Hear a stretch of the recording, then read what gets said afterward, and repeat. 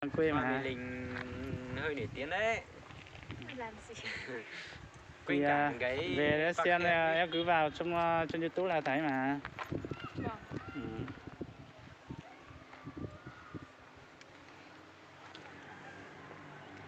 Phải cái gì? Phải cái gì bây giờ? Nói thế nào thì nói kệ. Thế thôi. Quên lúc đấy em tên gì nhỉ? Em tên Hương. Họ chả luôn. Họ chả.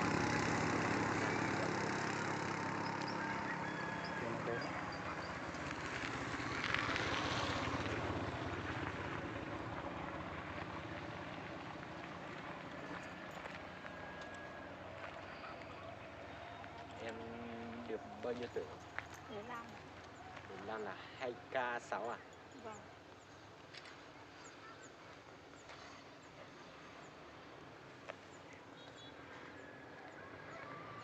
Lấy chồng chưa đấy?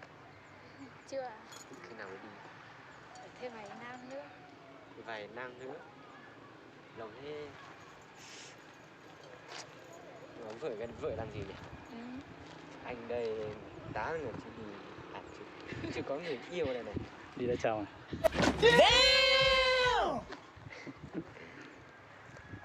Cô gái 15 tuổi năm nữa đi lấy chồng. Không đi đâu. Đang học đâu ấy? Không học nữa. Bỏ rồi á? Vâng.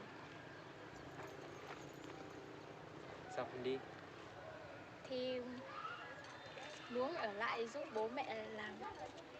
Sao biết nhí thế nhỉ?